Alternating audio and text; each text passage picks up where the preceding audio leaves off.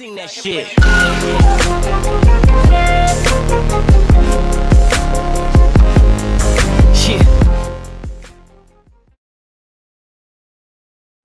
Hello viewers, welcome to lecture series by self teach.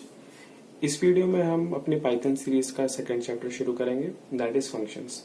तो सबसे पहले इस वीडियो में हम पढ़ेंगे इंट्रोडक्शन टू फंक्शंस के बारे में कि फंक्शन क्या होते हैं। तो बेसिकली अभी तक हमने जो भी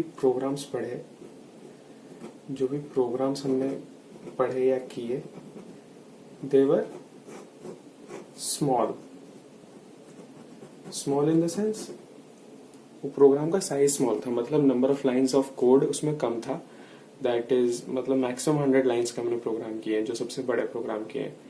लेकिन इन फ्यूचर ऐसा होता है कि आपके पास कई बार ऐसे प्रोग्राम आ जाते हैं जिनका साइज बहुत बड़ा होता है, मतलब जिनमें number of lines of code बहुत ज्यादा होते हैं।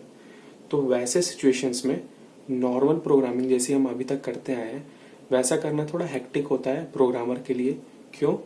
जैसे सपोज आप क्या है पेजेस ऑफ कोड ऐसे लिखते जा रहे हैं और सपोज उसके बाद यूजर को कोई कोड चेंज करना है या कोडर को कोई कोड चेंज करना है, कोई स्पेसिफिक लाइन बदलनी है, तो उसके लिए ये लाइन फाइंड करना बहुत हेक्टिक हो जाएगा। सो ये कॉम्प्लेक्स हो जाता है बहुत, व्हेन लेंदी। मतलब नॉर्मल प्रोग्रामिंग में कोई प्रॉब्लम नहीं है, वो भी हमको सेम रिजल्ट जनरेट करके देता है। लेकिन जब वो कोड बड़ा हो जाएगा तो फिर वो कॉम्प्लेक्स हो जाएगा यूजर के लिए हैंडल करने के लिए। इसीलिए पाइथन में इसका एक सॉल्यूशन है हमारे पास, that is functions.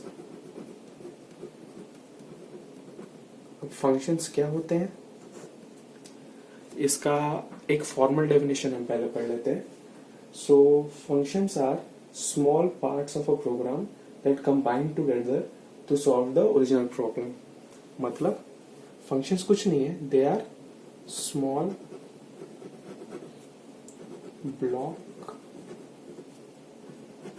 of code which solve a specific problem।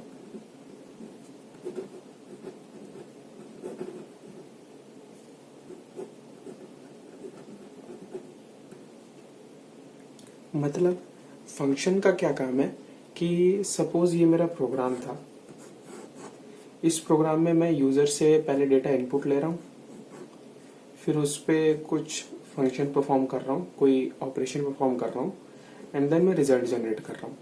तो ये जो कोड है इसको मैं 3 ब्लॉक्स में डिवाइड कर सकता हूँ, that is input and processing then output. तो हम नॉर्मल प्रोग्रामिंग में क्या करते हैं, इन तीनों को लाइन से लिख देते हैं। लेकिन जब हम फंक्शंस का यूज करते हैं तो हम क्या करते हैं, इन तीनों पार्ट्स के लिए हम अलग अलग ब्लॉक बना देते हैं। मतलब इनपुट हम अलग जगह पे करेंगे, प्रोसेसिंग हम अलग हिस्से में करेंगे, एंड देन आउटपुट हम अलग जगह पे करेंगे। तो they will be known as functions. तो फंक्शन कुछ नहीं है, स्मॉल ब्लॉक ऑफ प्रोग्राम है। हमारे ओरिजिनल प्रोग्राम को हमने बहुत सारे टुकड़ों में डिवाइड कर दिया, उन टुकड़ों को हम फंक्शंस कहेंगे। अब एक फंक्शन कोई एक पर्टिकुलर प्रॉब्लम को सॉल्व करता है, जैसे कोई इनपुट की प्रॉब्लम सॉल्व कर रहा है, कोई प्रोसेसिंग कर रहा है और कोई आउटपुट जनरेट कर रहा है। सो फंक्शंस का बेसिकली काम यही है, हमारे प्रोग्राम को डिवाइड कर देना, ताकि अब प्रोग्राम को स्मॉल ब्लॉक्स में डिवाइड करने से हमारा बेनिफिट क्या है, it becomes easy to understand and edit. Change करने के लिए आसान हो जाता है और एडिट करने के लिए आसान हो जाता है। तो फंक्शंस अब कैसे इंप्लीमेंट करते हैं, फंक्शंस के अंदर और क्या क्या होता है, इसको हम अपनी नेक्स्ट वीडियोस में पढ़ेंगे। अभी हम बेसिकली एक टेबल बनाते हैं जो कि कंपेयर करेगा हमारी रेगुलर प्रोग्रामिंग को टू दैट प्रोग्रामिंग जिसमें हम फंक्शंस का यूज करते हैं। तो सपोज ये है हमारा रेगुलर प्रोग्रामिंग और ये है यूजिंग फंक्शंस।